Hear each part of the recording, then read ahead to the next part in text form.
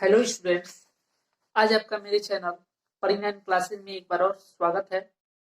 जैसा कि आज आप लोगों को मैं सिंधु घाटी सभ्यता के बारे में पढ़ाने वाला हूं, लेकिन उससे पहले जरूरी है कुछ चीजों को जान लेना, क्योंकि ये जो चैप्टर होता है ये बहुत ही बोरिंग लगता है और इसको बहुत ही इंटरेस्टिंग बनाने के लिए कुछ चीजों को हम जानेंगे। तो सबसे पहली चीज देखिएगा, ये जो सिंधु घाटी सभ्यता है इसके बारे में जो है कि ज्यादा जानकारी नहीं है। फिर भी वहां से मिले चीजों के आधार पर इसके बारे में जो है कि कुछ अनुमान लगाया गया है। और ये अनुमान इसी तरह से नहीं लगाया गया है, इसका अनुमान विद्वानों ने लगाया है और उसी के आधार पर चीजों को क्या किया गया है, चीजों के बारे में लिखी गई है और चीजों के बारे में डिस्कस करके कुछ ना कुछ बताया गया है। ठीक है ना? क्योंकि यहां से मिले चीजें, मतलब भी बहुत सारी चीजें लिखित मिली हैं लेकिन उनको पढ़ा नहीं जा सका है। ठीक है ना? तो आज हम लोग इसको समझने का कोशिश करेंगे कि आखिर इसका खोज शुरू कैसे होता है। ठीक है ना? इसका खोज शुरू कैसे होता है, आखिर इस सभ्यता के बारे में हमें पता कैसे चलता है। तो ध्यान दीजिएगा, लगभग आज से 200 साल पहले अंग्रेज यहां पर आए थे। ठीक है ना? सन 1600 में कहा जाता है, लेकिन अंग्रेज तो बहुत पहले ही आ गए थे। ठीक है ना? एक अनुमान लगाया जाता है सन 1600 में ईस्ट इंडिया कंपनी आई, लेकिन उससे थोड़ा पहले भी वो लोग आ गए थे। और यूरोप के साथ हमारा व्यापार बहुत ही पुराने समय से चलता आ रहा है, लेकिन ईस्ट इंडिया कंपनी 1600 में यहाँ व्यापार करने के लिए आई।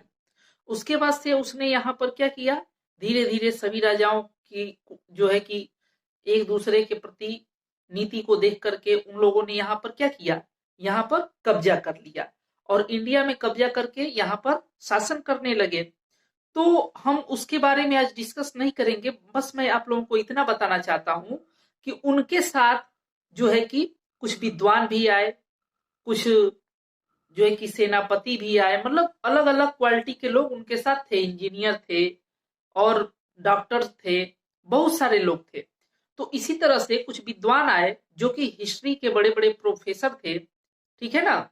और उन लोगों ने प्रयास किया इस हिंदू सभ्यता सभ्यता के बारे में, उन्हें पता चला और उन्होंने इसके बारे में प्रयास किया, लेकिन बार बार दिमाग उलझ जाने की वजह से उन लोगों ने छोड़ दिया। जैसे देखिए, ध्यान दीजिएगा, सबसे पहले होता क्या है, सिंधु घाटी सभ्यता का खोज। ठीक है ना? खोज के बारे में हम लोग पढ़ेंगे। लिखा है चार्ल्स मैसन, ये ईस्ट इंडिया कंपनी से जुड़े थे। ठीक है ना? ध्यान दीजिएगा, ये ईस्ट इंडिया कंपनी से क्या थे, जुड़े हुए थे। और यह पहले व्यक्ति थे जिन्होंने हड़प्पा के अवशेषों को खोजा। यानी कि कहने का मतलब है, इनको हड़प्पा के अवशेष क्या मिले, कुछ ईंटें मिली, कुछ इन्होंने एक छोटी सी दीवार देखी होगी, बस, और कुछ नहीं। इससे इनको कुछ समझ में नहीं आया। इनको क्या पता था कि नीचे जमीन में एक बहुत ही बड़ी सभ्यता फैली हुई है, इनको नहीं पता था। तो आप लोग देखते हैं ना कि कई लोग, हम में से ही अगर कोई मैथ का क्वेश्चन या कोई भी क्वेश्चन नहीं समझ में आता है तो कई लोग सोचते हैं भाई इसको हम क्या झूठ मूठ में इस पर दिमाग खर्च करें, छोड़ो इसको, हटाओ, दूसरा पढ़ते हैं। उसी तरह से इन्होंने भी क्या किया, इनको जब नहीं समझ में आया तो इन्होंने अपना माइंड फ्री कर लिया, कहा छोड़ो इसे, हटाओ, ये कुछ है नहीं। ठीक है ना? तो इनको बस यही कहा जाता है, क्योंकि जब बाद में सभ्यता खोजी गई तब पता चला कि ये ईंटें इनको जो मिली हैं इसी सभ्यता की हैं। तो ध्यान दीजिएगा, इन्होंने क्या किया, ये पहले व्यक्ति थे जिन्होंने हड़प्पा के अवशेषों को खोजा। उसके बाद से देखिएगा, लिखा है बर्टन बंधु, यानी कि दो भाई थे। एक भाई का नाम था जेम्स बर्टन और दूसरे भाई का नाम था विलियम बर्टन।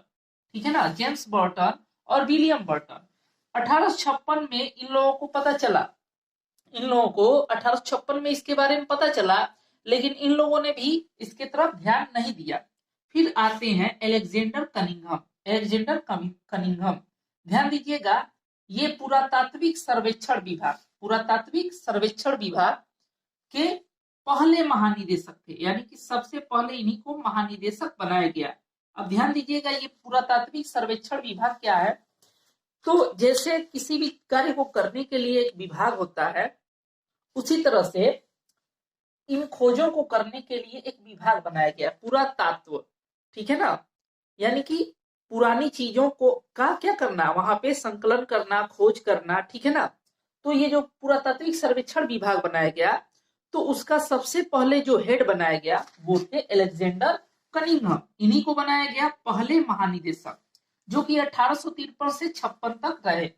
और इन्होंने, आप जानते ही हैं, जब भी कोई किसी पोस्ट पे जाता है तो वो सोचता है मैं कितना बेटर करूं, ठीक है ना। हम लोग भी अगर किसी पोस्ट पे जाएंगे तो हम भी सोचेंगे कि उसी पोस्ट पर हम कितना बेटर करें, लेकिन हम कोशिश कर सकते हैं ना, जितना हो सकता है। तो इन्होंने भी कोशिश किया, लेकिन इनको क्या हुआ, इनको कोई खास सफलता नहीं मिली, ये विफल रहे। ध्यान दीजिएगा, ये क्या हो गए, विफल हो गए इसको खोजने में। फिर इसी पुरातात्विक सर्वेक्षण विभाग के महानिदेशक बनते हैं जॉन मार्शल। कौन बनते हैं, जॉन मार्शल। और इनके दो दो क्या होते हैं, इनसे थोड़ा नीचे जो है कि कर्मचारी होते हैं, एक तरीके से इनसे जो है कि थोड़ा पद में, पोस्ट में नीचे, जो कि इनके क्या थे, एक तरीके से दोनों एक तरीके से क्या थे, थोड़ा सा इनसे नीचे थे, जूनियर थे इनके। एक थे राय बहादुर दयाराम साहनी। ध्यान दीजिएगा, इनका नाम क्या है, राय बहादुर दयाराम साहनी, ठीक है ना। 1921 में इन्होंने खोजा किसको, हड़प्पा को, हड़प्पा, ठीक है ना। इन्होंने हड़प्पा नामक स्थान पर खुदाई किया, यानी कि हड़प्पा को खोजा नहीं, हड़प्पा एक स्थान है जो कि पाकिस्तान में है। और यहाँ पर पहले तो ये भारत में ही था, बाद में न पाकिस्तान में चला गया। तो यहाँ पर उन्होंने हड़प्पा नामक स्थान पर खुदाई की और इनको कुछ जो है कि घर प्राप्त हुए, यानी कि नीचे जमीन में कुछ घर बने हुए टूटे फूटे। और इस तरह से ये इन्होंने क्या किया, इसकी खोज की, और सबसे पहले खुदाई यहीं पे हुई, इसलिए क्या पड़ गया, इसी के नाम से इस सभ्यता का नाम हड़प्पा सभ्यता भी कहा जाता है। अब देखिएगा 1931 में यही राय बहादुर दयाराम साहनी 1931 में पहले भारतीय व्यक्ति ऐसे थे जो पुरातात्विक सर्वेक्षण विभाग के महानिदेशक बनते हैं। यानी कि यदि आपसे क्वेश्चन पूछा जाएगा कि पुरातात्विक सर्वेक्षण विभाग का जनक, मतलब सॉरी, पहले भारतीय व्यक्ति कौन थे, निदेशक, ठीक है ना। पुरातात्विक सर्वेक्षण विभाग के पहले भारतीय व्यक्ति, ठीक है ना, जो इसके महानिदेशक बने, तो वो थे कौन, दयाराम साहनी। इसी तरह से ध्यान दीजिएगा, यहाँ पर हम थोड़ा गलती बोल दिए हैं, पुरातात्विक सर्वेक्षण विभाग के जनक हमने कह दिया है, लेकिन ये गलत हमने बोल दिया, उसके लिए सॉरी। देखिएगा, दयाराम साहनी जो है कि यह पहले भारतीय व्यक्ति थे जो पुरातात्विक सर्वेक्षण विभाग के महानिदेशक बने, महानिदेशक बने, ठीक है ना, महानिदेशक बने। जबकि इसके पहले महानिदेशक कौन थे, ये थे अलेक्जेंडर कनिंघम, लेकिन ये अंग्रेज थे। और हमारे यहाँ पहले भारतीय व्यक्ति भी पूछा जाता है, तो इसको ध्यान रखिएगा। फिर है राखलदास बनर्जी, ठीक है ना, ये भी जॉन मार्शल के नेतृत्व में ही काम कर रहे थे। और 1922 में इन्होंने क्या खोजा, मोहनजोदड़ो नामक स्थान की खुदाई किया, और वहां पर इनको मोहनजोदड़ो नामक स्थान से बहुत ज्यादा चीजें प्राप्त हुई। और मोहनजोदड़ो को मृतकों का टीला भी कहा जाता है। क्या कहा जाता है, मृतकों का टीला। चलिए आगे देखते हैं, आगे लिखा है नामकरण, ठीक है ना। अब इतना तो आप लोगों को पता चल गया, खोज के बारे में हमने पढ़ लिया। एक बार रिकॉल करते हैं, देखिएगा, लिखा है खोज, चार्ल्स मैसन, जो कि ईस्ट इंडिया कंपनी से जुड़े थे, ठीक है ना। हड़प्पा के अवशेषों को खोजने वाले ये पहले व्यक्ति थे, लेकिन इनको कुछ सफलता नहीं प्राप्त हुई। फिर है बर्टन बंधु, ये जेम्स बर्टन और विलियम बर्टन, यानी कि बंधु का मतलब भाई होता है, यानी कि दो भाई थे। इन्होंने 1856 में पता चला इन्हें, लेकिन इन्होंने ध्यान नहीं दिया। फिर अलेक्जेंडर कनिंघम आए, और इनके लिए क्या हुआ, इनको एक पुरातात्विक सर्वेक्षण विभाग बना करके उसका महानिदेशक बनाया गया, पहला महानिदेशक। और इन्होंने बहुत बेटर करना चाहा, लेकिन ये विफल रहे। फिर जॉन मार्शल आए, ठीक है ना। अब ये ऐसा तो है ना कि हमेशा क्या है, विफलता ही मिलती जाएगी, सफलता नहीं मिलेगी। अब इनके जो दो क्या है जूनियर थे, राय बहादुर दयाराम साहनी और राखलदास बनर्जी, इन दोनों ने मेहनत किया, और क्या किया, अपने प्रयासों से एक ने खोजा हड़प्पा सभ्यता को 1921 में, और उसके बाद से 1931 में इन्हें ही पहले भारतीय व्यक्ति, ऐसे ये पहले भारतीय व्यक्ति बने जो पुरातात्विक सर्वेक्षण विभाग के महानिदेशक बने। और राखालदास बनर्जी 1922 में इन्होंने क्या खोजा, मोहनजोदड़ो को, जिसको मृतकों का टीला कहा जाता है। चलिए आगे बढ़ते हैं। देखिएगा अब हम आते हैं नामकरण पर। नामकरण यानी कि इसका नाम कैसे कैसे रखा गया है, आखिर इसका क्या क्या नाम है। तो नाम है इसका सिंधु घाटी सभ्यता, ठीक है ना, सिंधु घाटी सभ्यता। तो देखिएगा इसको सिंधु घाटी सभ्यता इसलिए कहते हैं क्योंकि इसके जो भी शहर मिले हैं ज्यादातर सिंधु नदी के किनारे मिले हैं, सिंधु नदी के अगल बगल यानी कि घाटी में, सिंधु घाटी में, ठीक है ना। उसी तरह से है इसको हड़प्पा सभ्यता भी कहा जाता है क्योंकि सबसे पहले खुदाई कहाँ हुई थी, हड़प्पा नामक स्थान पे, और इसी के नाम पर इस सभ्यता का नाम हम लोगों ने हड़प्पा सभ्यता रख दिया। फिर है सरस्वती सभ्यता, ठीक है ना। अब एक सरस्वती नदी बहती थी जो कि विलुप्त हो चुकी है, जो कि क्या हो चुकी है, विलुप्त। यह वैदिक काल में क्या थी, कई सारी किताबों में इसका उल्लेख मिलता है, ठीक है ना। तो यह सरस्वती नदी थी, वो बहती थी, उसके किनारे भी इसके बहुत सारे शहर मिले हैं, ठीक है ना, इसलिए इसे सरस्वती सभ्यता कहा जाता है। इसका नाम संध्या सभ्यता भी है, और इसी तरह से इसको आद ऐतिहासिक सभ्यता कहते हैं, ठीक है ना। जैसा कि मैंने आप लोगों को बताया कि अभी तक इसके क्या है, लिखित साक्ष्यों को पढ़ा नहीं गया है, इसलिए इसे आद ऐतिहासिक सभ्यता के नाम से जाना जाता है, और इसी में इसको रखा भी जाता है। देखिएगा 3 होता है, प्राग ऐतिहासिक, आद ऐतिहासिक और ऐतिहासिक। तो प्राग ऐतिहासिक वो होता है जिसमें लिखित साक्ष्य भी नहीं है, और जब लिखित साक्ष्य नहीं रहेंगे तो उनको पढ़ा कैसे जाएगा। और आद ऐतिहासिक का मतलब जिसमें लिखित साक्ष्य है लेकिन पढ़ा नहीं गया है, और ऐतिहासिक होता है जिसमें लिखित साक्ष्य है और उन्हें पढ़ा भी गया है। तो ध्यान दीजिएगा। फिर है ताम्रयुगीन सभ्यता, यानी कि सिंधु घाटी सभ्यता के लोग जो थे वो तांबे का प्रयोग करते थे। उसी तरह से है देखिएगा कांस्य युगीन सभ्यता, क्या लिखा है, कांस्य युगीन सभ्यता। अब इसको कांस्य युगीन सभ्यता इसलिए कहा जाता था क्योंकि देखिएगा तांबा, ठीक है ना, तांबा, तांबा और टीन को मिला करके ये कांसा बनाते थे। क्या बनाते थे, कांसा बनाते थे, ठीक है ना। फिर लिखा है काल, काल का मतलब समय। तो देखिएगा इसका जो समय है वो है 2300 से 1785 ईसा पूर्व के बीच माना गया है, और वो भी किसके आधार पर, कार्बन डेटिंग के आधार पर, यानी कि C14 एक विधि होती है, ठीक है ना। ये जो C14 है यह एक विधि होती है केमिस्ट्री में, जिसको यूज करके ये पता लगाया जाता है कि चीजें कितनी पुरानी है। और इससे पता चला है कि सिंधु घाटी सभ्यता 2300 से 1750 ईस्वी के बीच की है, ठीक है ना। कई सारे विद्वानों ने अलग अलग मत दिया है लेकिन यही ज्यादा मान्य है, ठीक है। तो आज के लिए इतना ही। आई होप आप लोगों को ये समझ में आया होगा, और यदि आप ऐसे वीडियोस को चाहते हैं तो कमेंट करके जरूर बताएं, वीडियो को शेयर करें, चैनल को सब्सक्राइब करें और बेल आइकन को भी प्रेस करें ताकि मेरे वीडियोस का नोटिफिकेशन आप तक पहुंचता रहे। मिलते हैं अगले वीडियो में इसके सेकेंड पार्ट के साथ, तब तक के लिए धन्यवाद। Hello students, welcome to my channel Pari 9 classes. आज मैं आप लोगों को पढ़ाने वाला हूँ सिंधु घाटी सभ्यता के बारे में, और ये इसका पार्ट नंबर 2 है।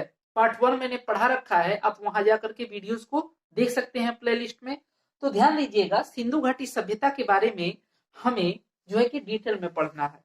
यदि आप चाहते हैं वन लाइनर पढ़ना तो वो पढ़ सकते हैं आप, लेकिन मैं आपको बात बता दूं एक आपकी जानकारी के लिए या किसी के भी जानकारी के लिए कि अच्छा चलिए मान लीजिए मैं आपको एक कहानी सुनाता हूँ। आपने वो कहानी सुना होगा, लोमड़ी जो है कि भोजन की तलाश में जाती है और जा करके उसको अंगूर नहीं मिलता है, वो यह कहते हुए चली जाती है कि अंगूर खट्टे थे। आपने कहानी सुना होगा, ये बहुत छोटी सी कहानी है, या कोई भी कहानी, ठीक है ना। यदि आपने नहीं सुना है तो कोई भी कहानी यदि आप सुने हुए हैं तो ध्यान दीजिएगा, यदि मैं उस कहानी से आपसे कुछ क्वेश्चंस करूं, जो भी कहानी आपको याद है, तो आप उस कहानी से हमको अच्छे से आंसर दे पाएंगे।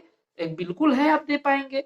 लेकिन यदि मैं किसी कहानी के बारे में आपको न बता करके उसको मैं वन लाइनर बना करके प्रश्न याद करवाऊं, तो आप बताइए दोनों में फर्क हो जाएगा कि नहीं हो जाएगा। इसीलिए मेरा मानना है कि आप लोग वन लाइनर न याद करें। यदि जीके जीएस को कंप्लीट करना है, तैयार करना है, तो आप क्या करें, आप जो है कि सबसे जरूरी होता है कि उसके कॉन्सेप्ट को समझे, उसको थोड़ा सा गहराई में, ज्यादा गहराई में नहीं, ठीक है ना, थोड़ी सी गहराई में जाकर के उसको एक बार समझ लें कि आखिर ये है क्या। और जब एक बार आप समझ लेंगे तो आप खुद जो है कि क्वेश्चन को बना सकते हैं, और यदि कहीं से भी आपसे क्वेश्चन पूछा जाता है तो आप उसका आंसर दे सकते हैं, ठीक है ना। क्योंकि मैंने देखा है कि बहुत सारे लोग क्या करते हैं, वन लाइनर या जो इंपॉर्टेंट है उसी को पढ़ा देते हैं। अब इंपॉर्टेंट है तो क्या वो याद रहेगा? नहीं याद रहेगा, क्योंकि आपको उसके कॉन्सेप्ट के बारे में पता ही नहीं है कि आखिर ये चीजें क्या क्यों हो रही है, ठीक है ना। तो आप जो है कि थोड़ा गहराई में जाकर के अध्ययन कीजिए। तो चलिए आज हम लोग क्या पढ़ने वाले हैं, देखिएगा, सिंधु घाटी सभ्यता में। तो सिंधु घाटी सभ्यता में मैं आप लोगों को पढ़ाने वाला हूं कि इस सभ्यता के जो प्रमुख जो निवासी थे वो कौन थे। तो वो थे द्रविड़ एवं भूमध्य सागरी। उन्हें क्या कहा जाता है? द्रविड़ एवं भूमध्य सागरी कहा जाता है। क्वेश्चन कई बार पूछा गया है। उसके बाद से है प्रमुख बंदरगाह। तो इनका जो प्रमुख बंदरगाह था वह था लोथल, ठीक है ना। लोथल इनका प्रमुख बंदरगाह था और यह अहमदाबाद गुजरात में पड़ता है, ठीक है ना। फिर है नगरों एवं घरों के लिए विन्यास क्या था? तो ग्रिड पद्धति थी। ग्रिड पद्धति जानते हैं, जालीनुमा, यानी कि ये लोग अपने घर को कैसे बनाते थे, जरा ध्यान दीजिएगा। मान लीजिए ये रोड जा रहा है, ठीक है ना, ये सड़क जा रही है, तो ठीक इसी तरह से एक समकोण पर इसको एक सड़क काटती थी, फिर एक सड़क यहाँ पे काट दी, इसको ऐसे बना रहता था, और इसके बीच में जो भी है कि घर बने होते थे, और इसी तरह से नालियां भी सड़कों के साथ साथ एकदम एक सीधे लाइन में चलती थी। तो इसी को जालीनुमा क्या कहते हैं? पद्धति कहते हैं, ग्रिड पद्धति कहते हैं, ठीक है ना। फिर यह नगरी एवं शहरी सभ्यता थी। सिंधु घाटी सभ्यता जो थी वो कैसी सभ्यता थी? नगरी और शहरी दोनों थी, ठीक है ना, ग्रामीण नहीं थी। ग्रामीण वैदिक सभ्यता हो जाएगी। तो ये नगरी और शहरी दोनों सभ्यता थी। इनकी जो प्रमुख फसल थी वो क्या था? तो गेहूं और जौ। इनका जो प्रमुख फसल था, फसल तो बहुत सारे उगाते थे लेकिन जो प्रमुख था वह था गेहूं और जौ। इसी तरह से लिखा है कुबड़ वाला सांड इनके लिए क्या था? पूजनीय था। पूजनीय यानी कि उसकी पूजा करते थे ये लोग। फिर लिखा है समाज। समाज कैसा था? तो मातृ सत्तात्मक था, ठीक है ना। मातृ सत्तात्मक यानी कि औरतों को विशेष महत्व दिया जाता था, ठीक है ना। आगे लिखा हुआ है आर्थिक जीवन। तो इनका जो आर्थिक जीवन था वह कृषि पर आधारित था। फिर लिखा है पालतू पशु जो था इनका बैल, भेड़, बकरी, गाय, कुत्ता, ये सब क्या थे? इनके पालतू पशु थे। फिर लिखा है लोग थे शाकाहारी और मांसाहारी दोनों, ठीक है ना। लोग शाकाहारी और मांसाहारी दोनों थे, यानी कि कुछ लोग साग सब्जी ही खाते थे, कुछ लोग मांस मछली खाते थे, साग सब्जी सब कुछ खाते थे, लेकिन कुछ लोग केवल साग और सब्जी ही खाते थे, मांस का सेवन नहीं करते थे, यानी कि दोनों तरह के लोग थे। इसी तरह से आगे लिखा है शव को जलाते और दफनाते थे, यानी कि कुछ लोग ऐसे थे जो शवों को दफनाते थे और कुछ लोग शवों को जलाते थे। फिर लिखा है जो इनका प्रमुख पक्षी था वह था फाख्ता। क्या था? फाख्ता, ठीक है ना।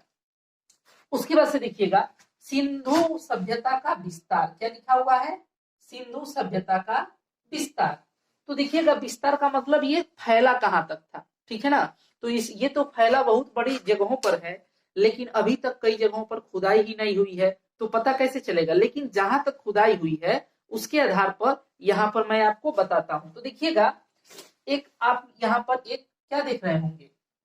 लाइन देख रहे होंगे, एक सीधी है, एक जो है कि लेटी हुई रेखा है। तो ध्यान दीजिएगा सबसे पहली चीज क्या लिखा हुआ है? उत्तरी सीमा। देखिएगा पूरब, पश्चिम, उत्तर, दक्षिण, ठीक है ना। पूरब, पश्चिम, उत्तर, दक्षिण। तो देखिएगा आपको मैं यहाँ पे समझा देता हूं। मान लीजिए ये क्या है? ये है आपका भारत, ठीक है ना। मान लीजिए ये हम लोगों का क्या है?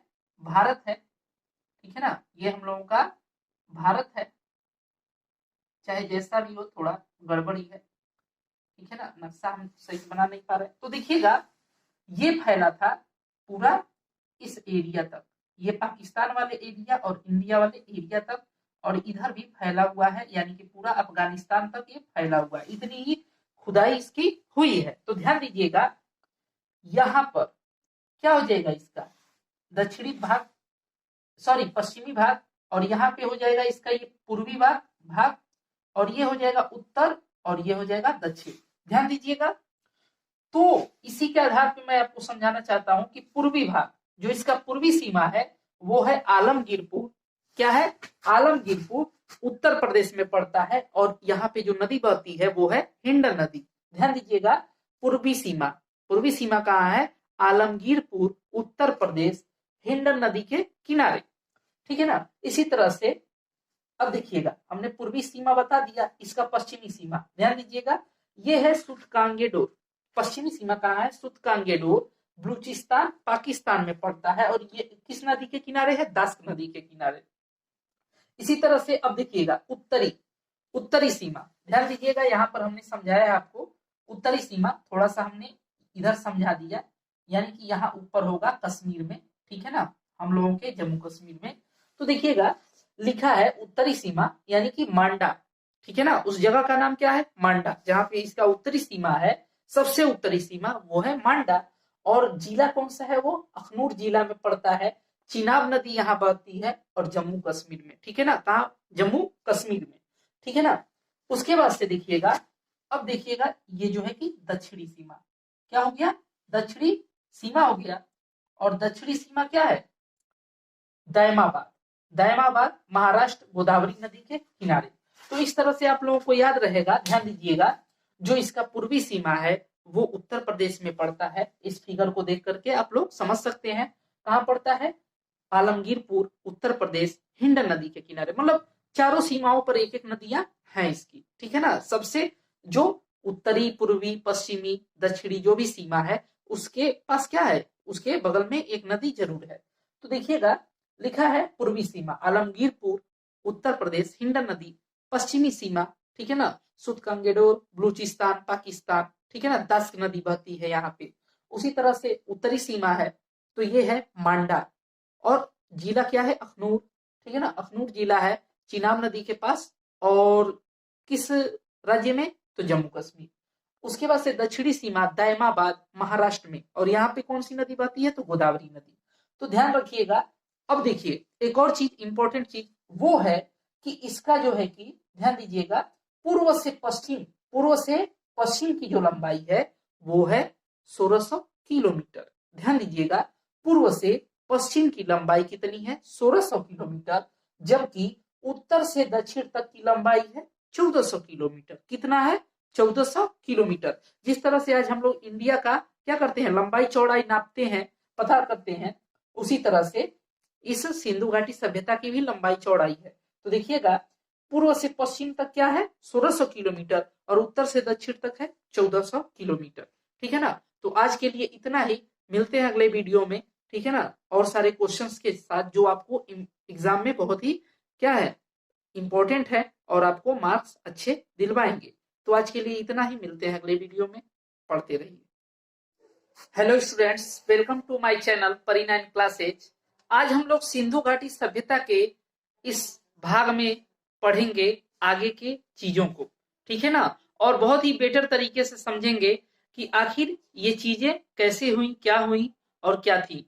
तो आज हम लोग पढ़ने वाले हैं प्राप्त स्थलों के बारे में। ठीक है ना, आज हम लोग पढ़ेंगे प्राप्त स्थलों के बारे में। ठीक है ना। इससे पहले मैंने 2 पार्ट जो है कि इसका अपलोड कर दिया है, आप उसको जाकर के प्लेलिस्ट में देख सकते हैं, सिंधु घाटी सभ्यता वाले जो है कि पार्ट में। ठीक है ना। तो ध्यान दीजिएगा, आज हम लोग पढ़ने वाले हैं सिंधु घाटी सभ्यता में प्राप्त स्थल, यानी कि जो जो स्थल प्राप्त हुए हैं उनके बारे में आज हम पढ़ेंगे। ठीक है। तो ध्यान दीजिएगा, सबसे पहले देखिएगा हम देखेंगे अफगानिस्तान। ठीक है ना। अफगानिस्तान से आपको 2 ही नाम याद रखने हैं जहां जहां से इसकी खुदाई हुई है, यानी कि सिंधु घाटी सभ्यता जो है उसके स्थल जो खोदे गए हैं वो कहां से खोदे गए हैं? अफगानिस्तान तक खुदाई हुई है, और वहां अफगानिस्तान में 3 जगह से इसके साक्ष्य मिले हैं, यानी खुदाई में ये पता चला है कि यहाँ तक सिंधु घाटी सभ्यता का विस्तार था। तो वो 3 जगह हैं जहां से केवल आपको 2 इंपॉर्टेंट नाम ही याद रखना है। एक का नाम है सोर्तुगई और दूसरे का नाम है मुंडिका। ध्यान दीजिएगा, एक का नाम है सोर्तुगई और दूसरे का नाम है मुंडिका। यदि आपको थोड़ा सा भी इधर उधर याद कराया जाए, मान लीजिए मात्रा में जो है कि हिंदी के मात्रा में थोड़ा सा भी डिफरेंस आ जाए तो उससे आपको घबराना नहीं है, ठीक है ना। लिखने का अलग अलग तरीका होता है लेकिन चीज वही रहती है, ठीक है। तो इस बात को एकदम ध्यान रखिएगा। तो मुंडी काक और सुरतुगई, फिर है पाकिस्तान, ठीक है ना। देखिएगा अफगानिस्तान से हमें बस दो ही इंपॉर्टेंट याद कर रखना है, उसके बाद से है पाकिस्तान। तो देखिएगा पाकिस्तान में क्या क्या जगह थी। तो देखिएगा सबसे जो इंपॉर्टेंट जगह है वह है पंजाब, यानी कि पंजाब प्रांत में, पंजाब राज्य में। अब देखिएगा पाकिस्तान में भी पंजाब पड़ता है, ठीक है ना। पाकिस्तान में भी कुछ पंजाब का हिस्सा था और आज भी है, उसी नाम से है। और हमारे भारत में भी पंजाब राज्य है। तो देखिएगा ये पंजाब पाकिस्तान का है। ये इसमें कौन सा स्थल हमने खोजा है, हड़प्पा नामक स्थल। और ये कहाँ है, तो रावी नदी के किनारे है। फिर है इसी तरह सिंध प्रांत, यानी कि सिंध राज्य में मोहनजोदड़ो नामक स्थान है जो कि सिंधु नदी पर है। और बलूचिस्तान में है सुतकांगेडोर। कौन सा है, सुतकांगेडोर, जो कि बहुत ही इंपॉर्टेंट है। और ये दास्क नदी के किनारे है। और आपको पता होगा ये सबसे पश्चिमी क्या है, हिस्सा है। फिर है डाबरकोट, चुनहुदड़ो, बालाकोट, कोटदीज। ये कुछ मुख्य नाम है जो आपसे पूछ लेता है कि निम्नलिखित में से ये कहाँ स्थित है, ठीक है ना। या किसी एक का नाम दे देगा और पूछेगा ये कहाँ स्थित है, ठीक है। उसके बाद से हम आते हैं भारत में। तो देखिएगा भारत में सबसे पहला राज्य हमें लेते हैं जम्मू कश्मीर। तो जम्मू कश्मीर में क्या है, मांडा, ठीक है ना, चिनाब नदी के किनारे है और ये सबसे उत्तरी स्थल है। इसी तरह से पंजाब में क्या है, पंजाब में है रोपड़ और चक 86, क्या है, चक 86 है, ठीक है ना। फिर है हरियाणा। हरियाणा में देखिएगा बनावली, भगवानपुर, बालू स्थल और क्या है, राखीगढ़ी। ये चार चीजें बहुत ही इंपॉर्टेंट है। उसके बाद से है राखीगढ़ी, जो है यह भारत का सबसे बड़ा स्थल है, यानी कि अब तक खुदाई किया गया जो सबसे बड़ा स्थल है वो है राखीगढ़ी, वो भी भारत में। फिर है राजस्थान, ठीक है ना। राजस्थान में दो ही जगह आपको याद रखना है, कालीबंगा और बालाथल। और महाराष्ट्र में केवल एक ही जगह है, वो है दायमाबाद। आप लोग सोच रहे होंगे कि इतने कम जगह हमने क्यों बताया, क्योंकि जगह तो बहुत ज्यादा खोदे गए हैं। अभी आपको मैं पढ़ाऊंगा, देखिएगा कम से कम लगभग 1500 जगह खोजी गई हैं। मतलब 1500 जगहों पर क्या किया गया है, खुदाई किया गया है। लेकिन हमको सब तो याद करना नहीं है, कुछ इंपॉर्टेंट चीजें हैं जो मैंने आपको बता दिया। इसको आप एक बार क्या करें, रिकॉल करके चले, याद करके चले, ध्यान में रख करके चले। फिर देखिएगा गुजरात में क्या है, लोथल है, धौलावीरा, सुरकोटदा, ठीक है ना। और ये सुरकोटदा देखिए क्यों इंपॉर्टेंट है, ध्यान दीजिएगा, ये बहुत ही इंपॉर्टेंट है। और ये क्यों है, क्योंकि बार बार एग्जाम में पूछा जाता है कि घोड़े की अस्थि यानी कि हड्डी कहां से प्राप्त हुआ है, तो वो है सुरकोटदा से। फिर है रंगपुर, रोजदी, ठीक है ना। ये सब चीजें जो है ये कभी कभी पूछ लेता है कि ये जगहें कहाँ है, ठीक है ना। उस तरह से फिर देखिएगा आगे, यहां तक हमने इसको क्या किया, पढ़ लिया। फिर है आकृति, ठीक है ना। सिंधु घाटी सभ्यता जो है उसकी जब खुदाई की गई है और पूरा मैप जब बनाया गया तो वो किस आकार का दिखाई देता है, तो त्रिभुजाकार। यदि आपसे पूछे सिंधु घाटी सभ्यता की आकृति कैसी है, तो त्रिभुजाकार है। फिर है कुल स्थल कितने हैं, तो लगभग लगभग 1500 स्थल क्या किए गए हैं, खोजे गए हैं, यानी कि खुदाई की गई है। 1500 स्थलों पर प्राप्त हुआ है खुदाई से सिंधु घाटी सभ्यता के अवशेष। फिर है ध्यान दीजिएगा, भारत में लगभग 900, भारत में लगभग 900 स्थल प्राप्त हुए हैं, पाकिस्तान में 481 और अफगानिस्तान में केवल 3 ही क्या हुए हैं, प्राप्त हुए हैं। तो ये तो हमेशा आपको याद रहेगा। आप लोगों को बस यही दोनों याद करना पड़ेगा और वो भी बहुत ही इजी तरीके से आपको याद हो जाएगा। फिर देखिएगा इसका विस्तार कितना है, तो कुल क्षेत्रफल, इसका कुल क्षेत्रफल कितना है, तो वो है 12,99,600 किलोमीटर स्क्वायर, ठीक है ना, वर्ग किलोमीटर। और ये भी एनसीईआरटी से लिया गया है, यानी कि एनसीईआरटी जो होता है वो बहुत ही क्या होता है, बहुत ही एक्यूरेट बताता है और उसी से चीजों को ये ले आकर के हमने यहाँ पर लिखा है। इसको आप ध्यान दीजिएगा, एक बार और देख लीजिएगा। देखिएगा जो प्राप्त स्थल है अफगानिस्तान, पाकिस्तान, भारत, इन 3 जगहों से हमको प्राप्त हुए हैं। तो अफगानिस्तान में सुरतुगई और क्या है मुंडीकाक है, पंजाब में हड़प्पा रावी नदी के किनारे, सिंध में मोहनजोदड़ो, ठीक है ना, जो कि सिंधु नदी किनारे, बलूचिस्तान में सुतकांगेडोर, डाबरकोट, चुनहुतड़ो, बालाकोट, कोट दीजी। फिर जम्मू कश्मीर में मांडा, जो कि चीनाब नदी किनारे है, सबसे उत्तरी स्थल भी है। पंजाब में रोपड़ है, चक 86 है। हरियाणा में बनावली, भगवानपुर, बालू स्थल, राखी गढ़ी, जो कि भारत का सबसे बड़ा स्थल है। राजस्थान में क्या है, कालीबंगा और बालाथल। महाराष्ट्र में है दायमाबाद, गुजरात में है लोथल, धौरलावीरा और सुरकोटदा, जो कि घोड़े की अस्थि यहाँ से प्राप्त हुई है। फिर क्या है, रंगपुर और रोजदी, ठीक है ना। आकृति कैसी है, त्रिभुजाकार है। कुल स्थल लगभग 1500 क्या किए गए हैं, खोजे गए हैं। इसमें से 900 भारत में है, 481 पाकिस्तान में और मात्र 3 अफगानिस्तान में है। और इसका कुल क्षेत्रफल कितना है, तो वो है 12,99,600 वर्ग किलोमीटर, ठीक है ना। तो आज के लिए इतना ही। अब अगले पार्ट में हम लोग बहुत ही अच्छे से इसके उस बारे में डिस्कस करेंगे कि कौन सा किस स्थल से क्या चीजें प्राप्त हुई हैं, ठीक है ना। अब तो ये प्राप्त स्थलें हैं, यानी कि हमने स्थलों का तो पता लगा लिया। अब नेक्स्ट वीडियो में हम देखेंगे कि आखिर इन स्थलों पर क्या क्या चीजें प्राप्त हुई हैं, ठीक है ना। तो आज के लिए इतना ही। वीडियो को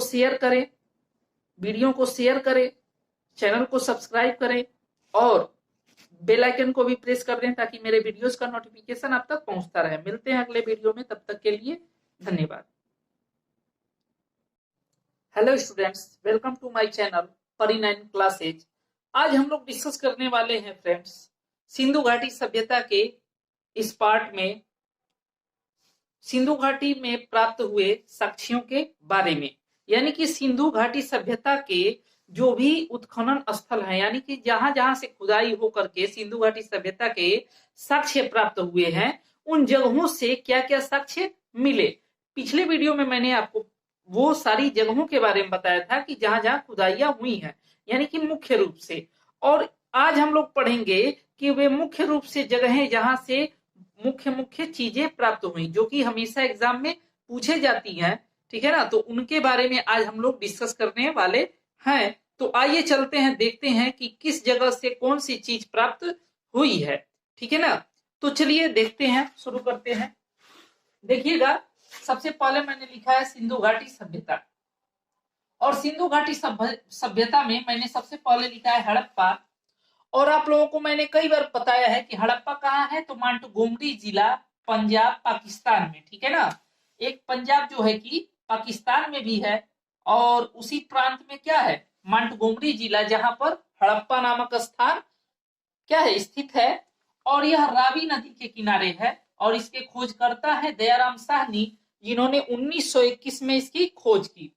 उसके बाद से अब देखिएगा, यहाँ से जो प्राप्त साक्ष्य हैं, जो जो चीजें मिली हैं, वो है अन्न भंडार। यानी कि अन्न, यानी कि जो भी खाद्य सामान था, खाने वाला जो भी खाने योग्य सामान थे, उनको रखने के लिए एक क्या बनाया गया था, स्टोर बनाया गया था। वो यहाँ से साक्ष्य मिला है जब खुदाई हुआ है। तो फिर है यहाँ से कांस्य दर्पण, यानी कि कांसे का एक क्या मिला है, दर्पण मिला है, शीशा मिला है, जो हम लोग देखते हैं, आईना एक तरीके से कह सकते हैं, ठीक है ना। कांसा यानी कि तांबा और टीन को मिला करके कांसा बनाते थे ये लोग, मैंने आपको पढ़ा रखा है, ठीक है ना। फिर है कब्रिस्तान R37, जिसका नाम है R37, एक कब्रिस्तान प्राप्त हुआ है। फिर लिखा है श्रमिक आवास, यहाँ से श्रमिकों को रहने के लिए आवास क्या है, मिला है, यानी कि एक आवास बना हुआ था जहां पर श्रमिक रहते थे। फिर है मछुआरे का चित्र, यानी कि किसी पत्थर पर मछुआरे का चित्र बना हुआ यहाँ से प्राप्त हुआ है। फिर है शव को दफनाने का क्या है, साक्ष्य मिला है, यानी कि लोग यहाँ पर शवों को दफनाते थे, कहाँ, हड़प्पा में। फिर है यहाँ से स्वास्तिक चिन्ह मिला है। स्वास्तिक चिन्ह आप लोग जानते होंगे, एक इस तरह से जो है कि चिन्ह होता है, वही होता है आपका स्वास्तिक चिन्ह, जो कि यहाँ से मिला है, कहां से, हड़प्पा से। फिर गेहूं और जौ का साक्ष्य भी यहाँ से मिला है, यानी कि गेहूं के दाने, जौ, ये सब कहां से मिले हैं, ये सब मिले हैं आपके हड़प्पा से। इसी तरह से देखिएगा, आगे बढ़ते हैं। आगे लिखा हुआ है मोहनजोदड़ो, ठीक है ना। मोहनजोदड़ो जो कि सिंधु नदी के किनारे है, और ये भी कहाँ है, पाकिस्तान में है। और इसकी खोज राखल दास बनर्जी ने की थी 1922 में। फिर लिखा है, अब देखिएगा यहाँ से क्या क्या चीजें हमको प्राप्त हुई हैं। तो विशाल स्नानागार, यानी कि नहाने के लिए, क्या कहते हैं, नहाने के लिए जो है कि कई बहुत सारे लोगों को क्या मिला है, विशाल स्नानागार, यानी कि कई सारे लोग एक ही साथ नहा सकते हैं।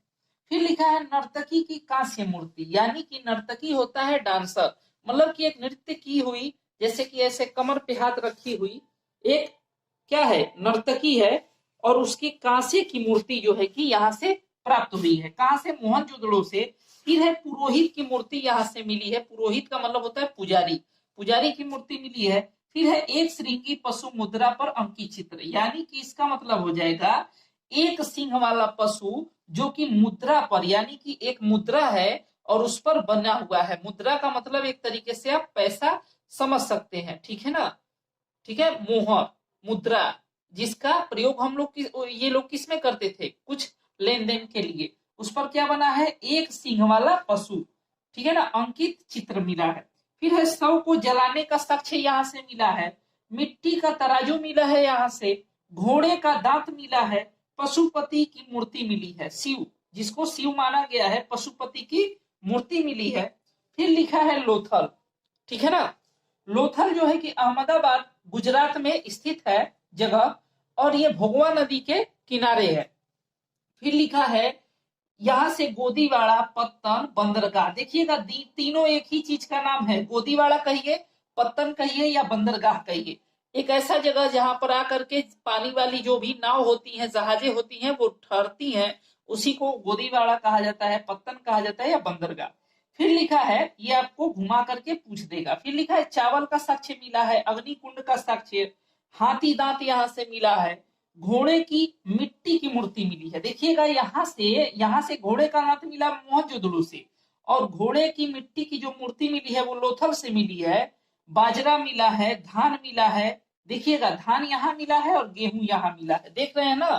फिर लिखा है तांबे का कुत्ता मिला है, यानी कि तांबे का कुत्ता क्या, तांबे का खिलौना एक तरीके से समझ लीजिए।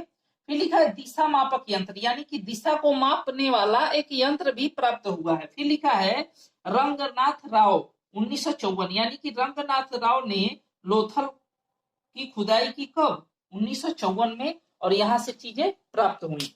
फिर लिखा है कालीबंगा, ध्यान दीजिएगा, कालीबंगा लिखा हुआ है।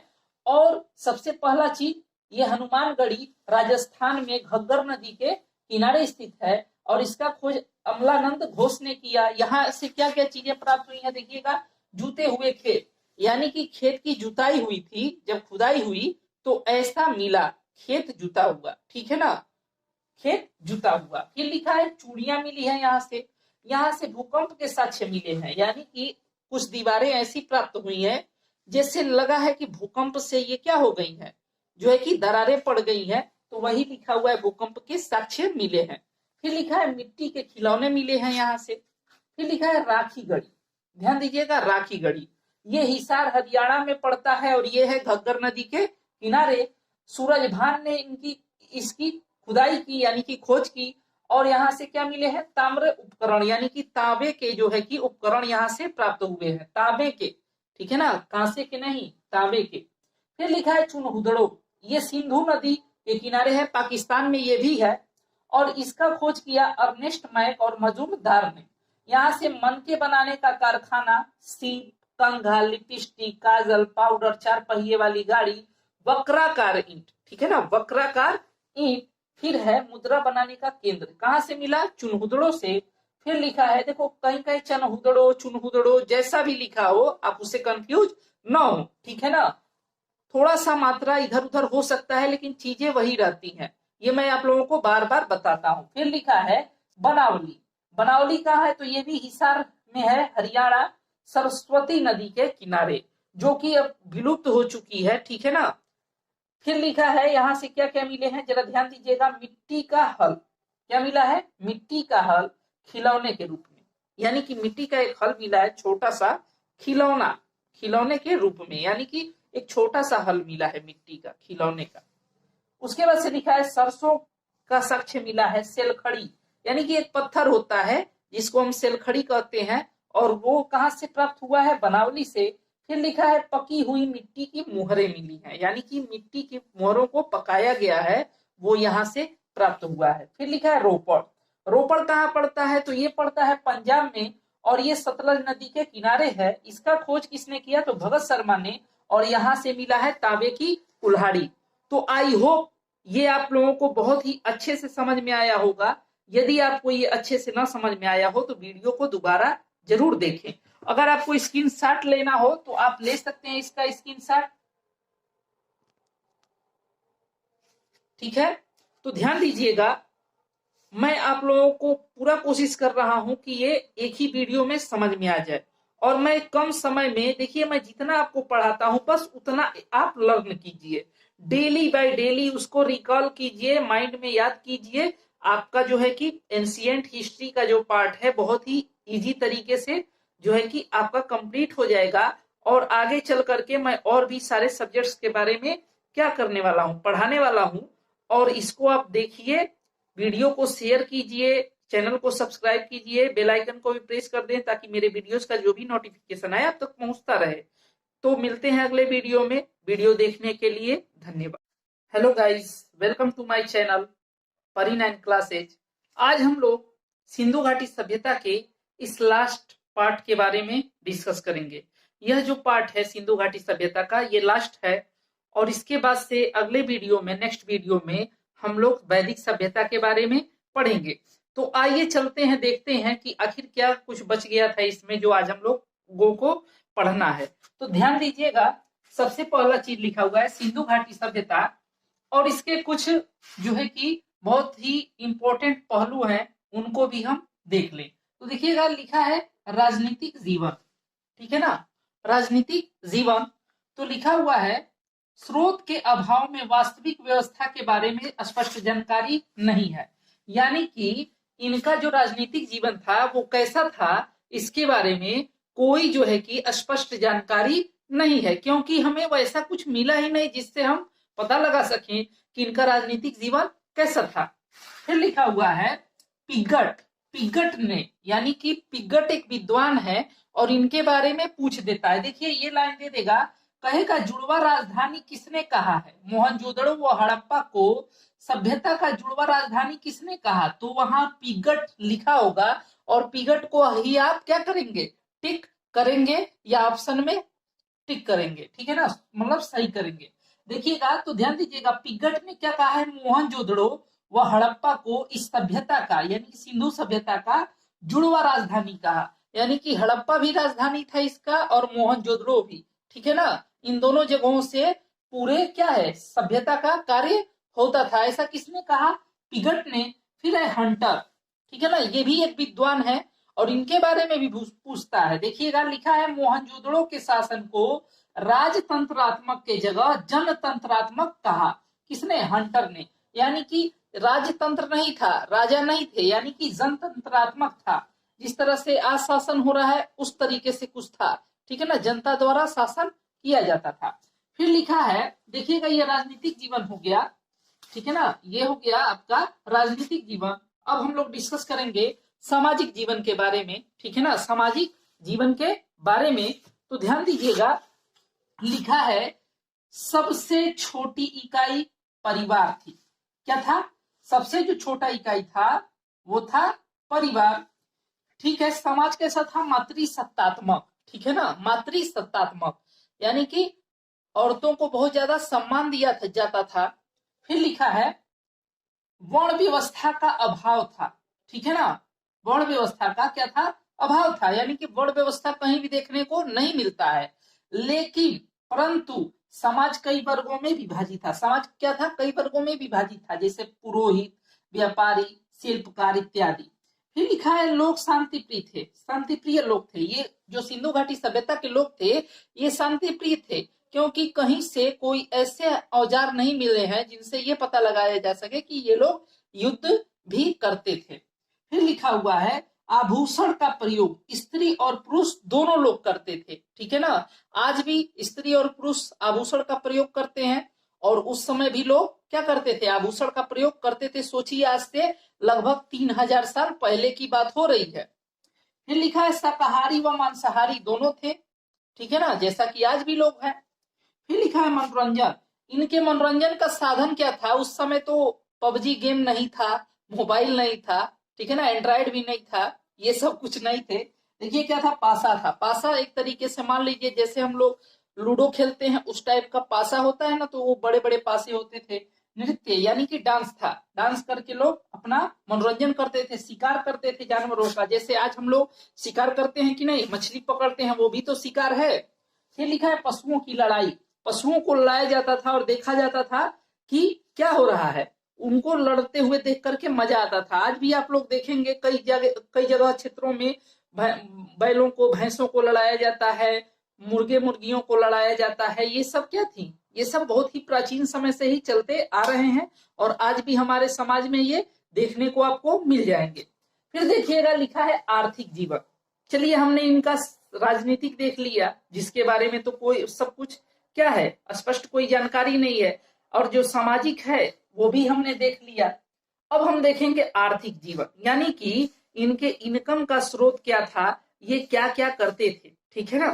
तो देखिएगा कृषि, ये कृषि करते थे और जुताई बुआई सिंचाई सभी विधि से परिचित थे, यानी कि जुताई करना, बुआई करना, सिंचाई करना फसल का, इन सभी चीजों से इनको क्या था, इनको ये सभी चीजें पता थी, यानी कि इससे सभी ये लोग परिचित थे। फिर लिखा है गेहूं मटर जौ कपास से परिचित थे। देखिएगा गेहूं मटर जौ कपास से ये लोग परिचित थे। कपास के बारे में कई बार प्रश्न पूछ लेता है, ठीक है ना, कि सिंधु घाटी सभ्यता के लोग निम्न में से किससे परिचित थे, और उसमें कपास भी रहेगा और आपको क्या करना है, कपास पर टिक लगा देना है। फिर है उद्योग, उद्योग क्या था इनका, तो सूती वस्त्र बनाते थे, बर्तन बनाते थे, शिल्पकारी करते थे। अब देखिएगा आर्थिक जीवन हो गया, उस आर्थिक जीवन में व्यापार भी आता है। तो देखिएगा ये लोग व्यापार कैसे करते थे, तो पश्चिमी और मध्य एशिया से ये लोग व्यापार करते थे, ईरान से अफगानिस्तान से ये लोग व्यापार करते थे, क्योंकि ऐसा साक्ष्य प्राप्त हुआ है। फिर लिखा है निर्यात। अब देखिएगा व्यापार में निर्यात का मतलब होता है किसी चीज को भेजना, अपने यहां से बेचना, किसी चीज को दूसरे जगह भेजना, निर्यात कहलाता है। तो देखिए ये लोग क्या बेचते थे दूसरे को, सूती वस्त्र, हाथी दांत, लकड़ी, इतने चीजों को ये लोग अपने यहाँ से बेचते थे। और आयात क्या करते थे, यानी कि मंगाते क्या थे अपने यहाँ, तो चांदी मंगाते थे। कहां से, ईरान से और अफगानिस्तान से। टीन मंगाते थे अफगानिस्तान से, ठीक है ना, टीन और तांबा मिला के ही ना ये लोग क्या बनाते थे, कांसा बनाते थे। फिर लिखा है तांबा, तांबा ये लोग खेतड़ी से मंगवाते थे, जो कि वर्तमान राजस्थान में पड़ता है, और ये तांबे के लिए प्रसिद्ध जगह है, आज भी प्रसिद्ध जगह है। फिर लिखा है धार्मिक जीवन। धार्मिक जीवन में कुछ खास नहीं है, लेकिन इतना याद रखिएगा मंदिर का साक्ष्य नहीं मिला है सिंधु घाटी सभ्यता में, कहीं भी किसी भी मंदिर का साक्ष्य नहीं मिला, यानी कि कहीं भी मंदिर नहीं मिला है, ठीक है ना। इतना ही। तो आई होप ये पूरा आप लोगों को समझ में आया होगा आज। एक बार आप इसका स्क्रीनशॉट ले लें ताकि आप लोग नोट्स बना लें अच्छे से। चलिए ठीक है, तो मिलते हैं अब अगले वीडियो में, और हम लोग डिस्कस करेंगे वैदिक सभ्यता के बारे में। और भी बहुत सारे सब्जेक्ट्स को मैं शुरू करने वाला हूं, तो धैर्य बनाए रखें और अच्छे से पढ़ें, तैयारी पे ध्यान दें अपने। Hello students, welcome to my channel परी9 क्लासेज। आज हम लोग पढ़ने वाले हैं वैदिक सभ्यता के बारे में। इसके पहले हम लोगों ने पिछले वीडियोस में हमने क्या पढ़ा था, सिंधु घाटी सभ्यता को, और बहुत ही विस्तार से मैंने आपको वहां पे पढ़ाया है, समझाया है। अगर यदि आप उसे एक बार पढ़ लेते हैं तो आपको दोबारा पढ़ने की जरूरत नहीं है, केवल क्वेश्चंस का प्रैक्टिस करें, ठीक है ना। तो चलिए ऐसे ही वैदिक सभ्यता को भी शुरू करते हैं, और ये भी कई पार्ट्स में आएगा, क्योंकि मैं छोटे छोटे वीडियोस बनाता हूं ताकि आप लोगों को पढ़ने में दिक्कत ना हो, ठीक है ना। तो देखिएगा आज हम लोग पढ़ने वाले हैं वैदिक सभ्यता के बारे में। लिखा है वैदिक काल, ठीक है ना, लिखा है 1500 बीसी से 600 बीसी। इसका मतलब हो गया 1500 ईसा पूर्व से 600 ईसा पूर्व, यानी कि ईसा मसीह के जन्म से 1500 वर्ष पहले, बिफोर क्राइस्ट होता है, बीसी का मतलब होता है बिफोर क्राइस्ट, ठीक है ना। तो अब देखिएगा ये सिंधु सभ्यता के बाद का समय है, ठीक है ना। तो चलिए आइए देखते हैं। लिखा है वैदिक शब्द, ध्यान दीजिएगा, लिखा है वैदिक शब्द वेद से बना है। वैदिक शब्द जो ये है वो बना है वेद से, ठीक है ना।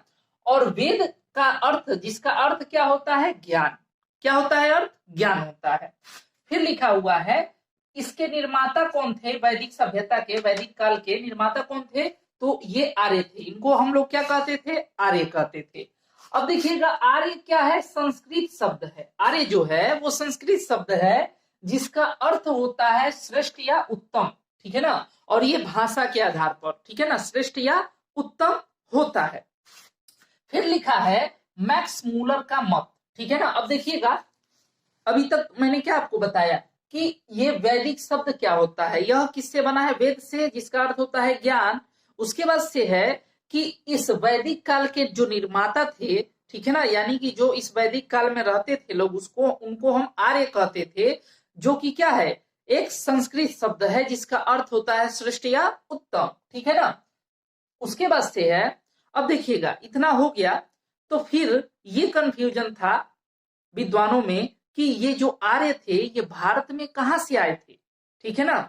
तो इसके लिए कई सारे विद्वानों ने अलग अलग अपना मत प्रस्तुत किया, लेकिन यहाँ पे कुछ महत्वपूर्ण मत है लोगों का, विद्वानों का, जो हमने लिख रखा है, और इसको आप लोग क्या करें, ध्यान दें और ध्यान से पढ़ें, क्योंकि ये क्वेश्चंस पूछे जाते हैं एग्जाम में।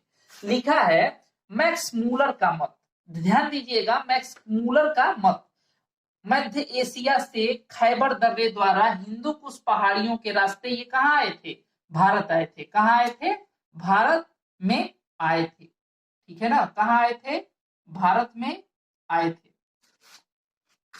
ध्यान दीजिएगा ये जो आर्य थे, मैक्स मूलर कहते हैं कि ये कहां से आए थे, ये मध्य एशिया से खैबर दर्रे द्वारा, खैबर दर्रा, दर्रा होता है पहाड़ियों के बीच का हिस्सा, ठीक है ना, दो पहाड़ियों के बीच का जो हिस्सा होता है, जिस मार्ग होता है उसी को दर्रा कहते हैं, मतलब, ठीक है ना। तो उस रास्ते से आए थे लोग, और हिंदू कुश पहाड़ियों को के रास्ते, हिंदू कुश पहाड़ियों के रास्ते ये भारत में आए। उसके बाद से लिखा है डॉक्टर संपूर्णानंद ये कहते हैं कि आल्पस पर्वत से आए थे, यूरेशिया यानी कि यूरोप एशिया के मध्य पे जो स्थित है आल्पस पर्वत, वहां से। फिर लिखा है बाल गंगाधर तिलक कहते हैं आर्कटिक से आए थे, यानी कि उत्तरी ध्रुव से ये लोग आए थे। लेकिन स्वामी दयानंद सरस्वती कहते हैं कि तिब्बत से ये लोग आए थे। लेकिन सबसे ज्यादा जो मत क्या है, प्रचलन में है, जिसको सही माना जाता है, वो है मैक्स मूलर का मत, ठीक है ना। फिर लिखा है, ध्यान दीजिएगा, ईरान के धार्मिक पुस्तक जैंद अवेस्ता, ठीक है ना, ईरान की एक धार्मिक पुस्तक है जिसको कहते हैं जैंद अवेस्ता, में संकेत है कि आर्य ईरान के रास्ते भारत आए थे। कहां से आए थे, ईरान के रास्ते से भारत आए थे, ठीक है ना। ये कहां से साक्ष्य मिलता है, जैंद अवेस्ता से, जो ईरान की एक क्या है, धार्मिक पुस्तक है, वहां से संकेत मिलता है पढ़ने पर कि ईरान के रास्ते ये लोग भारत आए थे। फिर लिखा है काल दो भागों में विभाजित, यानी कि हम इस काल को दो भागों में विभाजित कर सकते हैं, ठीक है ना। और मान लीजिए कैसे विभाजित करेंगे, कुछ उन लोगों के रहन सहन, ठीक है ना, तौर तरीकों के अनुसार, ठीक है ना। ध्यान दीजिएगा, तो लिखा है पहला पूर्व वैदिक काल या ऋग वैदिक काल। ध्यान दीजिएगा, पूर्व वैदिक काल कहिए या ऋग वैदिक काल कहिए, दोनों दोनों एक ही चीज है। और इसका समय है 1500 बीसी से 1000 बीसी। ध्यान दीजिएगा, इसी पीरियड को, इसी समय को दो भागों में बांटा गया है। देखिए 1500 से 1000 बीसी, यानी कि यहाँ 500 साल, और यहाँ पे है 1000 से 600 बीसी, ठीक है ना। यानी कि क्या हो जाएगा, 600 से 1400 साल के बीच। तो ये है उत्तर वैदिक काल। ध्यान दीजिएगा, उत्तर वैदिक काल, ठीक है ना। तो अब ध्यान दीजिएगा क्या हो जाएगा,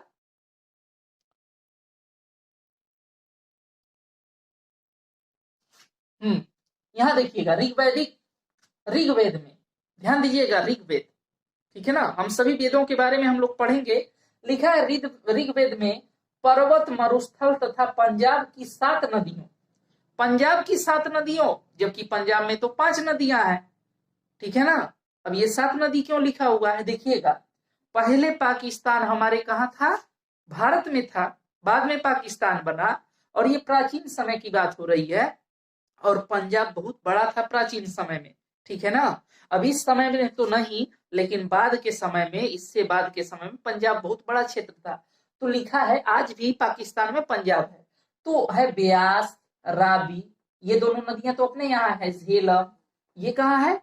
ये पाकिस्तान, मतलब कश्मीर से होते हुए पंजाब वाले पाकिस्तान वाले पंजाब क्षेत्र में जाती है। तो झेलम, चिनाब, सतलज, सरस्वती, सिंधु के आधार पर इनके निवास स्थान को क्या कहा गया? सप्त सैंधव कहा गया। सैंधव, सप्त सैंधव कहा गया है। उसके बाद से है ऋग्वैदिक नदियां, ठीक है ना। ऋग्वैदिक नदियां यानी कि ऋग्वैदिक यानी कि इस काल की जो नदियां हैं उनके प्राचीन नाम और वर्तमान में जो नाम है इस समय प्रेजेंट टाइम में, वो हमने यहाँ पे लिखा है। तो ध्यान दीजिएगा, सिंधु नदी को आज भी सिंधु नदी कहा जाता है और प्राचीन समय में भी कहा जाता था। अस्किनी को चिनाब नदी कहा जाता था। अस्किनी को, सॉरी, अस्किनी क्या है? प्राचीन नाम है, और चिनाब नदी ये क्या है? न्यू नाम है इसका प्रेजेंट टाइम में। सतुद्री नदी को आज सतलज नदी के नाम से जाना जाता है। बिपाशा को ब्यास के नाम से जाना जाता है। वितस्ता को झेलम के नाम से जाना जाता है। सरस्वती, दृष्टवती को घग्गर के नाम से जाना जाता है। पुरुषणी को रावी के रूप में जाना जाता है। तो आज के लिए इतना ही। आई होप ये वीडियोस आप लोगों को अच्छे लगेंगे, जो भी मैं डेली आप लोगों को के लिए लेकर आ रहा हूं। आप चैनल को शेयर करें, सब्सक्राइब करें, और जो है कि कहीं भी कोई मिस्टेक हो तो कमेंट करके जरूर बताएं, क्योंकि पढ़ाते पढ़ाते कभी कभी दिमाग इधर उधर हो जाता है। तो मिलते हैं अगले वीडियो में। वीडियो देखने के लिए धन्यवाद। Hello guys, welcome to my channel परी9 क्लासेज। तो आज हम लोग डिस्कस करने वाले हैं वैदिक सभ्यता के बारे में, ठीक है ना। तो देखिएगा, पिछले वीडियो में हमने वैदिक सभ्यता से संबंधित कुछ चीजों के बारे में पढ़ा था, और आज हम लोग पढ़ेंगे वेदों के बारे में। तो आइए देखते हैं ये जो 4 वेद हैं ये कौन कौन से हैं, और किस तरह की चीज इसमें है, और कौन कौन सी चीजें पूछी जाती हैं एग्जाम में। अब जरूरी नहीं है कि वेद से हर एक चीज पूछा जाएगा, लेकिन कुछ इंपॉर्टेंट चीजें हैं जो पूछी जाती हैं हमेशा एग्जाम में। तो आइए इन्हें हम देख लेते हैं। तो ध्यान दीजिएगा, सबसे पहला चीज लिखा हुआ है पूर्व वैदिक काल या ऋग्वैदिक काल, जो कि 1500 से 1000 बीसी तक माना जाता है। और इसके बाद से आ जाएगा उत्तर वैदिक काल, जो कि 1000 से 600 बीसी तक चलेगा, ठीक है ना। तो देखिएगा, लिखा है ऋग्वेद। ऋग्वेद के बारे में आप लोगों ने सुन रखा होगा, सभी वेदों के बारे में आपने सुना होगा। देखिएगा, ऋग्वेद है, यजुर्वेद है, सामवेद है और अथर्ववेद है। यही 4 वेद हैं जिनके बारे में आज मैं पढ़ाने वाला हूं। तो ध्यान दीजिएगा, लिखा है ऋग्वेद, यह सबसे प्राचीन वेद है। लिखा हुआ है यह सबसे प्राचीन वेद है, और वाकई में यह सबसे प्राचीन वेद भी है और विश्व की सबसे प्राचीनतम पुस्तक भी है। उसके बाद से लिखा है संकलन करता। इसके जो संकलन करता है उनका नाम है कृष्ण द्वैपायन वेद व्यास। ध्यान दीजिएगा, द्वैपायन वेद व्यास। तो संकलन करता किसको कहते हैं, सबसे पहले इसको समझिएगा। देखिए, यदि मान लीजिए आप, ठीक है ना, कई लोगों के नोट्स को एक जगह इकट्ठा करके रखते हैं, तो आप क्या कहलाएंगे? संकलन कर्ता कहलाएंगे, ठीक है ना। न कि आप उसके रचयिता कहला सकते हैं। तो उसी तरह से क्या लिखा हुआ है, ये क्या है? संकलन करता है कृष्ण द्वैपायन वेद व्यास, लेकिन रचयिता पूछेगा तो आप यही लिखेंगे, ठीक है ना। उसके बाद से लिखा है, देखिएगा इंपॉर्टेंट चीज क्या है इसमें, यह ऋचाओं, ऋचा यानी जिसको क्या कहते हैं? मंत्र कहते हैं। ऋचाओं को क्या कहा जाता है? मंत्र कहा जाता है। यह ऋचाओं का क्रमबद्ध ज्ञान का संग्रह है, ठीक है ना। इसमें क्या है? मंत्रों का क्रमबद्ध ज्ञान है, यानी कि क्रम से दिया बताया गया है इसमें, ठीक है ना। ज्ञान की बातें बताई गई हैं। उसके बाद से लिखा है इसमें 10 मंडल है। मंडल का मतलब होता है अध्याय। 1028 श्लोक है और 10,662 ऋचाएं यानी कि मंत्र है, ठीक है ना। इन बातों को आप ध्यान दीजिएगा। फिर लिखा है आर्यों के राजनीतिक प्रणाली का उल्लेख किसमें है? ऋग्वेद में है। यानी कि जो भी चीजें मैंने इसके नीचे लिख रखा है ये सब ऋग्वेद की से संबंधित है, ऋग्वेद में है। फिर देखिएगा, लिखा है ऋचाओं को पढ़ने वाले ऋषि को क्या कहा जाता है? तो ये कहा जाता है होत्री। क्या कहा जाता है? होत्री कहा जाता है, ध्यान दीजिएगा। उसके बाद से लिखा है कि तृतीय मंडल यानी कि ऋग्वेद के तृतीय मंडल में गायत्री मंत्र का उल्लेख है, ठीक है ना। गायत्री मंत्र का उल्लेख है। इसके रचयिता कौन है? तो विश्वामित्र हैं गायत्री मंत्र के। और यह समर्पित किसको है, किसके लिए? मतलब ये गायत्री मंत्र का उल्लेख है तो सावित्री के लिए। और ये कौन है? तो सूर्य देवता। सावित्री किसको कहा गया है? तो सूर्य देवता को कहा गया है। फिर आगे देखिएगा, आगे लिखा हुआ है 7वें मंडल में दशराज युद्ध का क्या है? उल्लेख है, जो पुरुषड़ी नदी के किनारे हुआ था। ठीक है ना, पुरुषड़ी नदी के किनारे हुआ था। उसके बाद से लिखा है 9वां मंडल। क्या लिखा है? 9वां मंडल। ठीक है ना, 9वें मंडल में सोम देवता, जो कि वनस्पति के देवता है। वनस्पति यानी कि आप जानते ही हैं, ये नेचर से संबंधित चीजें जो वनस्पति के अंदर आती हैं, उसके ये देवता थे। उसके बाद से है 10वां मंडल। जो 10वां मंडल है ऋग्वेद का, वो किससे? प्रसिद्ध पुरुष सूक्त का उल्लेख है इसमें 10वां मंडल में। और ये प्रसिद्ध पुरुष सूक्त क्या है?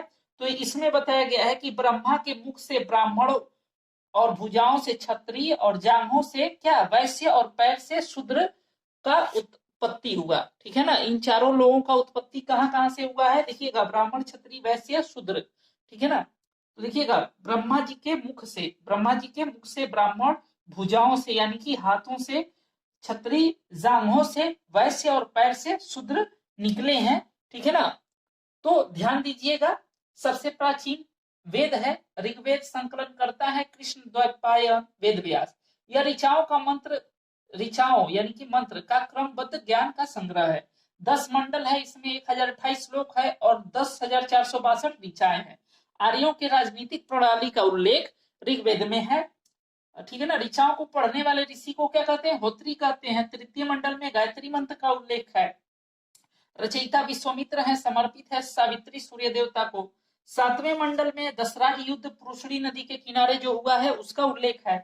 फिर क्या है? 9वां मंडल, जिसमें सोम देवता यानी कि वनस्पति के देवता का उल्लेख है। 10वां मंडल प्रसिद्ध पुरुष सूक्त का उल्लेख है, जो पुरुष सूक्त। और ये पुरुष सूक्त क्या है? ब्रह्मा के मुख से ब्राह्मण, भुजाओं से क्षत्रिय, जांघों से वैश्य, और पैर से शूद्रों का क्या हुआ? उत्पत्ति हुआ।